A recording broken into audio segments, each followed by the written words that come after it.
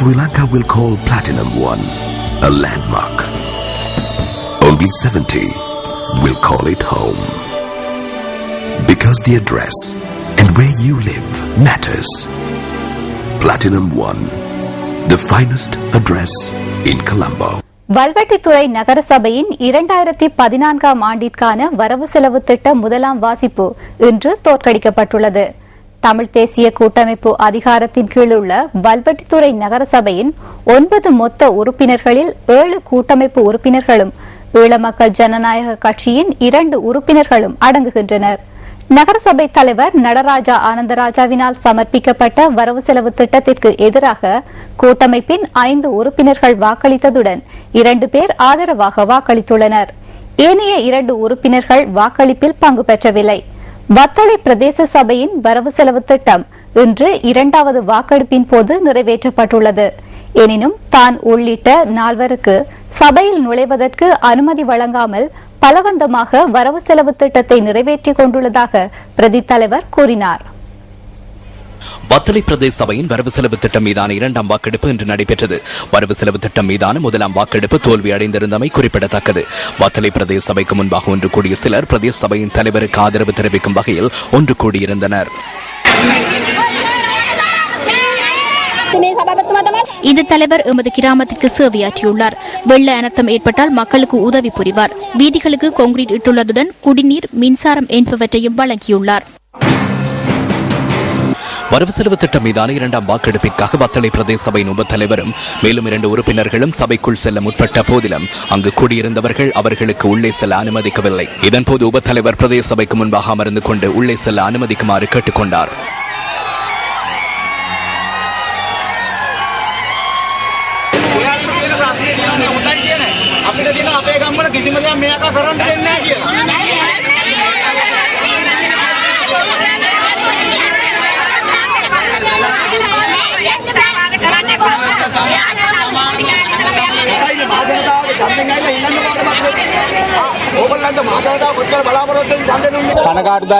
இது கவலை அடையக்கூடிய ஒரு நிலைமையாகும். இந்த நிலைமையை ஏற்கனவே உணர்ந்து கொண்டு எமக்கு இன்று பாதுகாப்பு வழங்குமாறு வத்தளை நீதவான் நீதிமன்றத்திலிருந்து உத்தரவு பெற்றுக் கொள்ளப்பட்டது. இன்று கண் முன்பாகவே ஜனநாயக உரிமைகள் மீறப்பட்டுள்ளன என்று சட்டம் சீர்குலைந்துள்ளது. போலீசார் பார்த்துக் கொண்டுள்ளனர். நமக்கு வாக்களிக்கும் உரிமை இல்லாமல் போயுள்ளது. நாமும் மக்கள் பிரதிநிதிகளே, நமக்கு அந்த உரிமை இருக்க வேண்டும். நாம் 8 மணிக்கு இந்த இடத்திற்கு வந்தோம். தலைவர் காலை 7:30 மணிக்கு சபைக்கு வந்து பூட்டு போட்டு அனைத்து நுழைவாயில்களையும் மூடியுள்ளார்.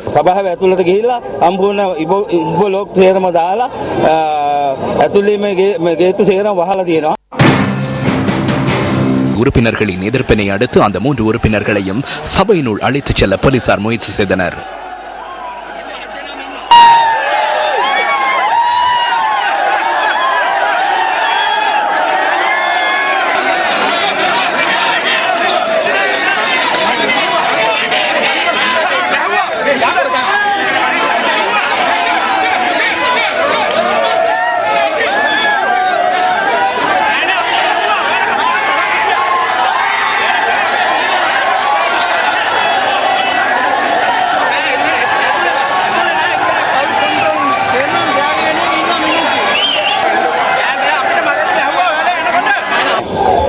பாதுகாப்பு இன்றியமை உள்ளே அழைத்து சென்று இதற்கு எதிராக வாக்களிப்பதற்கு இடமளித்ததாக கூறுவதற்கு போலீசார் தற்போது முயற்சி செய்கின்றனர். எனினும் நாம் முன்னர் உள்ளே செல்ல முயற்சி செய்த போது நமக்கு தாக்குதல் நடத்தியவர்களுக்கு எதிராக நடவடிக்கை எடுக்கவில்லை.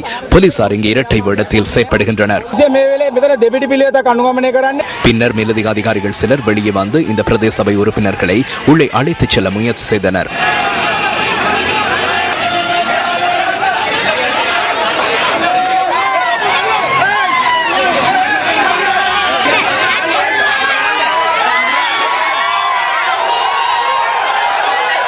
எனினும் அவர்கள் உள்ளே செல்ல முடியாத விதத்தில் நுழைவாயிலுக்கு பூட்டு போடப்பட்டிருந்தது.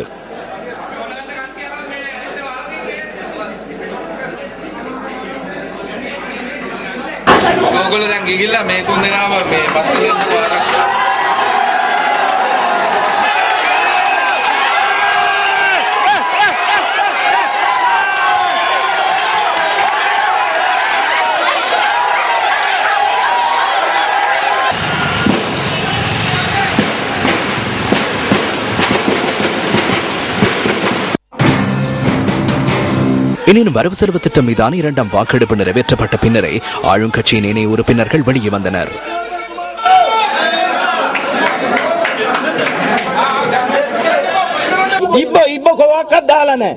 எனினும் அதற்கு மாறான கருத்தொன்றை அவர் பின்னர் இங்கு தெரிவித்தார். மக்களுக்கு வர முடியாத விதத்தில் நாம் நுழைவாயில்களுக்கு பூட்டு போட்டோம். 2000 பேர் உள்ளே வந்து ஏதாவது நடந்தால் நானே பொறுப்பு கூற வேண்டி ஏற்படும். நமது கட்சியிலிருந்து சென்ற மூவரையும் நாம் எந்த இடத்திலும் வழிமறிக்கவில்லை. அவர்கள் மக்களை கண்டு திரும்பிச் சென்றுள்ளனர். அவ்வாறு சென்றால் எதிர்க்கட்சி உறுப்பினர்கள் எவ்வாறு வந்தனர்? எதிர்க்கட்சியின் 7 பேரும் வந்திருந்தனர். நாம் இந்த வரவு செலவு திட்டத்தை ஏற்றுக்கொள்வதில்லை. பலவந்தமாக சர்வாதிகார முறைப்படியே இந்த வரவு செலவு திட்டத்தை நிறைவேற்றிக் கொண்டனர்.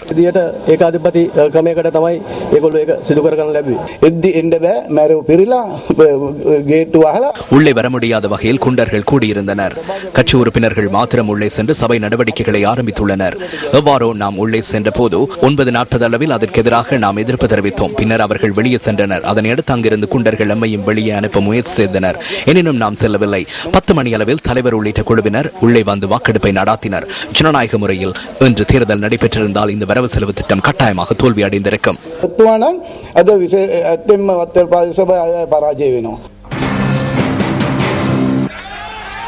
வத்தல பிரதேச சபைக்கு ஆதரவாக 8 வாக்குகளும் எதிராக 7 வாக்குகளும் அளிக்கப்பட்டன.